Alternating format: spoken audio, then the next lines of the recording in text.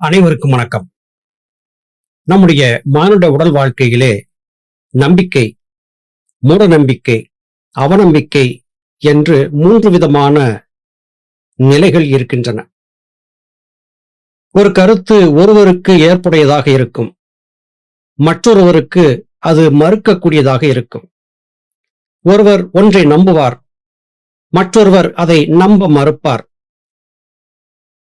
இந்த 2 விதமான நிலைப்பாடுகள் எப்போதும் இருந்தே வந்திருக்கின்றன. கடவுள் உண்டா இல்லையா? ஆம் என்கிற ஒரு கூட்டம், இல்லை என்கிற ஒரு கூட்டம். இல்லை என்றவர் ஒரு காலத்திலே ஆம் என்று ஒப்புக்கொள்வதும், ஆம் என்று சொன்னவர் இல்லை என்று மறுப்பதும் நடந்து கொண்டேதான் இருக்கிறது.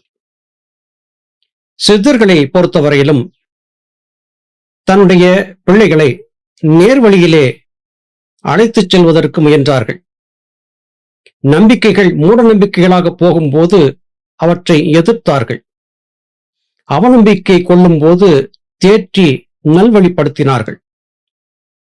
யோக சாதன பயிற்சியிலே ஈடுபடும் போது ஆத்ம பிரகாசம் என்பது ஏற்பட்டு பிறவா பெருநிலையை பெற முடியும், அல்லது இரவா நிலையிலே நீடித்திருக்க முடியும் என்பதை தங்களுடைய வாழ்க்கையில் ஆய்வுகள் மூலமாக சித்தர்கள் கண்டறிந்தார்கள். சில காரணங்களுக்காக சில விளக்கங்களை அவர்கள் சொன்னார்கள். சிலை வழிபாடு வேண்டாம், உருவ வழிபாடு வேண்டாம், கோயில்களுக்கு செல்ல வேண்டாம் என்று சொல்லிய அதே சித்தர்கள் கோவில்களை உருவாக்கியும் கொடுத்தார்கள்.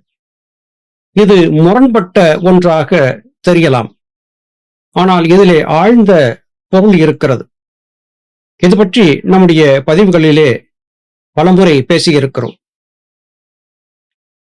முருகப்பெருமானுக்கு நவபாஷாணத்தால் சிலை செய்து பழனி மலை மேலே நிறுவிய போகர்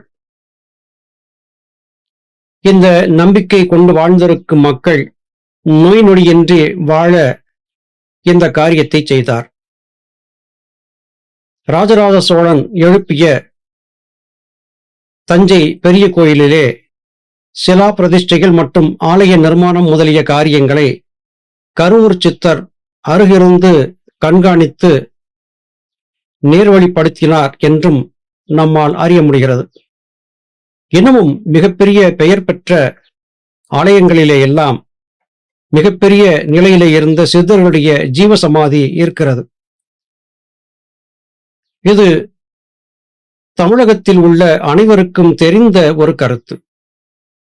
சித்தர்கள் உருவ வழிபாடு வேண்டாம் என்று சொன்னார்கள்.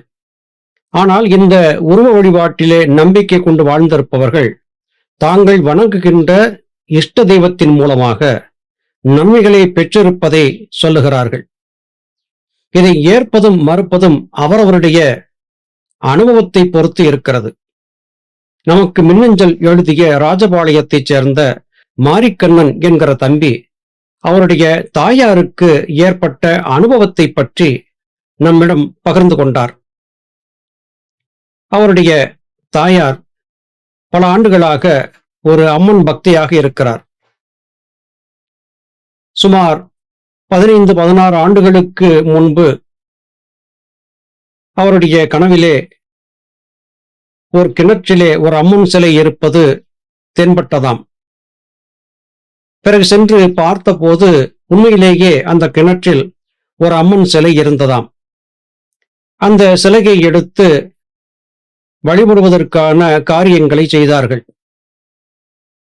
ஒரு ஆலயம் எழுப்பப்பட்டு அந்த அம்மன் சிலைக்கு வழிபாடுகள் நடந்து வருகின்றன. இந்த சிலையை கண்டுபிடித்த அந்த பெண்மணி சொன்னதெல்லாம் பலிக்கிறது. எவரிடமிருந்தும் ₹1 கூட பெறாமல் இன்றளவும் மக்களுக்காக அருள்வாக்கு சொல்லியும் அந்த அம்மனுடைய புகழை பரப்பியுமாக அவர் வாழ்ந்து கொண்டிருக்கிறார். சுமார் 15 ஆண்டுகளாக இந்த வழிபாடுகள் நடந்து கொண்டிருக்கின்றன என்று அந்த தம்பி நமக்கு தகவலை சொன்னார். அவர் சொன்ன விளக்கம் இதுதான்.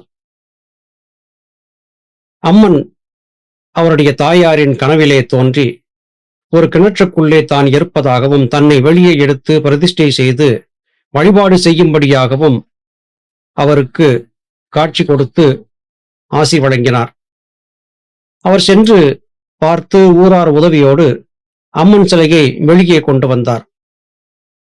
அதன் பிறகு அந்த அம்மனுடைய வழிபாட்டிலே தீவிரமாக ஈடுபட்டார். இன்றளவும் இந்த அம்மன் ஆலயத்திற்கு சென்று குழந்தை பாக்கியம் இல்லாதவர்கள் குழந்தை பாக்கியம் பெற்றுக்கொள்வதையும் அவருடைய குறைகள் அங்கே சென்று பிரார்த்தனை செய்யும் போது நிவர்த்தியாவதையும் தங்களுடைய அனுபவமாக தம்பி மாரிக்கண்ணன் பதிவு செய்தார்.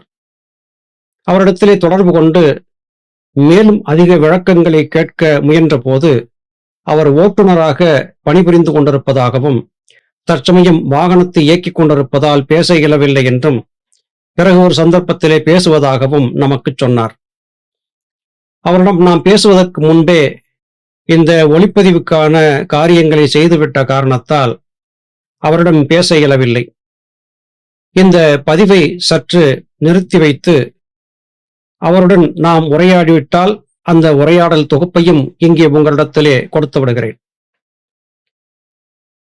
இங்கே உங்களுக்காக இந்த அம்மன் பற்றி நாம் கேட்டபோது கூகுள் ஜெமினி நமக்கு வரைந்து கொடுத்த ஓவியங்களை நன்றியோடு இங்கே பகிர்ந்திருக்கிறோம். இப்போது தம்பி கேட்ட வினாவுக்கான விடையை நாம் அறிந்த வரையிலும் உங்களோடு பகிர்ந்து கொள்வோம்.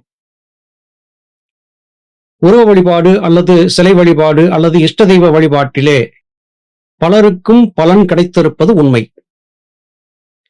சிறுதெய்வ வழிபாடுகள் நம்முடைய ஆத்மாவின் முன்னேற்றத்திற்கு உதவி செய்ய மாட்டா. உலக வாழ்க்கையிலே நமக்கு ஏற்படக்கூடிய சின்ன சின்ன விடயங்களுக்கு இந்த வழிபாடு போதுமானதாக இருக்கும். அப்படி என்றால் தெய்வங்கள் உண்டு என்றுதானே பொருள். அந்த தெய்வங்கள் ஆசி வழங்குகின்றன என்றுதானே பொருள். அப்படி இருக்கும்போது அதை ஏன் சித்தர்கள் மறுக்க வேண்டும் என்கிற வினா வருகிறது. இங்கே என்ன நடக்கிறது என்பதை பாருங்கள். இஷ்ட தெய்வம் என்று சொன்னாலும் குலதெய்வம் என்று சொன்னாலும் இவை எல்லாமே மனிதனுடைய நம்பிக்கையின் அடிப்படையிலே நடைபெறுகிறது. உங்கள் பிரார்த்தனை, உங்கள் வேண்டுகோள் உங்கள் தலைக்குள்ளே இருக்கும் உங்கள் ஆன்மாவால் கேட்கப்படுகிறது. ஒவ்வொரு உயிரும் பராபரத்தின் பிரதிபிம்பமே. நம்முடைய விண்ணப்பங்கள், நம்முடைய கோரிக்கைகள் கூர்மையாக இருக்கும் பட்சத்திலே அது 100 விழுக்காடு நடந்துவிடும். அதர்வன வேதத்திலே மந்திர உச்சாடனங்கள் மூலமாக மாந்திரிகங்கள் செய்வதை பற்றி சொல்லியிருக்கிறார்கள். மலையாள தேசத்திலே இந்த அதர்வன வேதத்தை பயன்படுத்தி பல காரியங்கள் செய்பவர்கள் இருக்கிறார்கள். அதில் என்ன நடக்கிறது என்றால், மனதை கூர்மையாக்கி நம்முடைய ஆழ்மனத்தை தூண்டிவிட்டால் அது பல அற்புதங்களை செய்யும் என்பதை புரிந்து கொண்ட நம்முடைய முன்னோர் இது போன்ற காரியங்களை செய்தார்கள். ஆலய வழிபாடுகளிலும் இதுதான் நடைபெறுகிறது. உங்களுடைய நம்பிக்கை அங்கே குவிக்கப்படுகிறது. பலரும் ஒரு நம்பிக்கையை ஒரு குறிப்பிட்ட இடத்திலே செலுத்தும் போது அங்கே ஒரு ஆற்றல் மையமும் ஆற்றல் சுழற்சியும் ஏற்படுகிறது. அந்த ஆற்றல் மையம், ஆற்றல் சுழற்சி அந்த இடத்திற்கு செல்பவர்களை ஆக்கிரமிக்கிறது. இதை விஞ்ஞான ரீதியாக தற்காலத்தை மெய்ப்பித்து காட்டியிருக்கிறார்கள். பிராணிக் ஹீலிங் என்று சொல்லக்கூடிய பிராண சிகிச்சை முறையிலே மன ஆற்றல்களை பயன்படுத்தி நோய்களை தீர்க்க முடியும் என்பதை விஞ்ஞான ரீதியாக மெய்ப்பித்து காட்டியிருக்கிறார்கள்.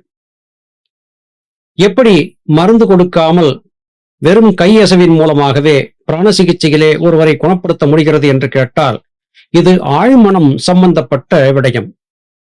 இது போன்ற ஒரு காரியத்தை நம்முடைய முன்னோர்கள் செய்தார்கள். அதுவே ஆலய வழிபாடு. உங்களுடைய நம்பிக்கைகள் கூர்மையாக இருக்கும் பட்சத்திலே அது நிச்சயம் நிறைவேறும். ஆலய வழிபாட்டை எப்படி செய்ய வேண்டும் என்பதற்கு விதிமுறைகளை நம்முடைய முன்னோர்கள் வகுத்துக் கொடுத்தார்கள். தூய்மையாக குளித்து ஆலயங்களுக்கு அருகிலே இருக்கக்கூடிய குளங்கள், ஆறுகளிலே குளித்து குளிர்ந்த நிலையிலே ஆலய பிரவேசம் செய்ய வேண்டும். வேறு எந்த விதமான எண்ணங்களுக்கும் இடங்கொடாமல் ஆலயத்தின் பிரகாரத்தை வலம் வர வேண்டும். அதன் பிறகு படிப்படியாக பரிவார தேவதைகளை வணங்கி அனுமதி பெற்று கொடிமரத்திற்கு அருகிலே சென்று அங்கே நம்முடைய வணக்கத்தை போக்கி நந்தியம் பெருமானிடம் அனுமதி பெற்று கருவறையில் இருக்கும் மூலவரை வணங்க வேண்டும். கருவறை இருளிலே வைக்கப்பட்டிருக்கும். ஒரு நெய் தீபம் அல்லது கற்பூர தீபத்தை எடுத்து கருவறையில் இருளிலே இருக்கும் விக்கிரகத்தின் முன்னே பிடிக்கும் போது இருளறையிலே இருந்து அந்த விக்கிரகத்திலே இருந்து மின்காந்த அதிர்வுகள் வெளிப்பட்டு வரும். இந்த மின்காந்த அதிர்வுகள் வெளியிலே பக்தி பரவசத்தோடு காத்திருக்கும் பக்தர்கள் மீது படும்போது அவர்களுக்குள்ளே ஒரு ரசாயன மாற்றத்தை ஏற்படுத்தும். அவர்கள் கொண்டிருந்த நம்பிக்கை, இந்த தெய்வம் நான் கேட்டதை கொடுக்கும் என்கிற நம்பிக்கை அங்கே உறுதிப்படுத்தப்பட்டு அவர்களுக்குள்ளே ஏற்பட்ட ரசாயன மாற்றங்கள் ஒவ்வொரு உயிர்களையும் இணைத்து வைத்திருக்கக்கூடிய பராபரத்தின் இணைப்புச் சங்கிலியின் மூலமாக நிறைவேறுகிறது.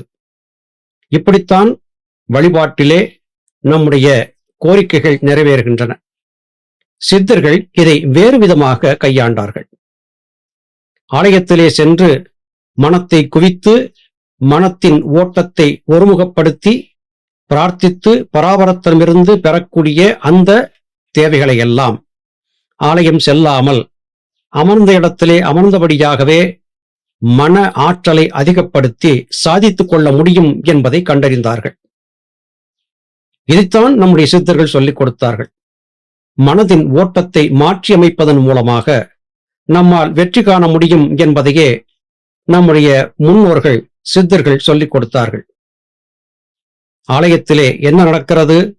உங்களுடைய மன உணர்வுகள் தூண்டப்பட்டு ஆழ்மன கதவுகள் திறக்க வைக்கப்பட்டு பராபரத்தோடு இணைத்து வைக்கப்பட்டு தேவையான காரணிகள் தொடர்புபடுத்தப்பட்டு உங்களுடைய கோரிக்கைகள் நிறைவேற்றி கொடுக்கப்பட்டன.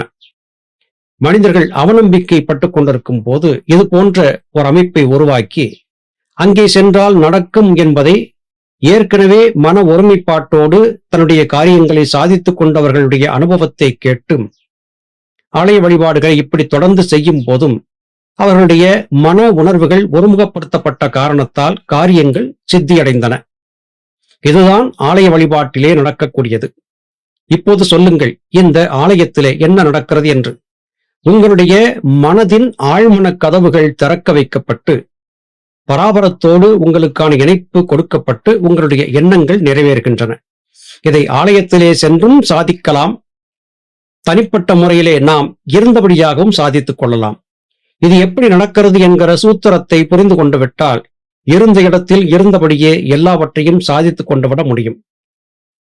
ஆலய வழிபாடுகளிலே இந்த நம்பிக்கை சார்ந்தே சகலமும் நடைபெறுகின்றன. ஆலய வழிபாடு என்பது ஆரம்ப கல்வியை போன்றது.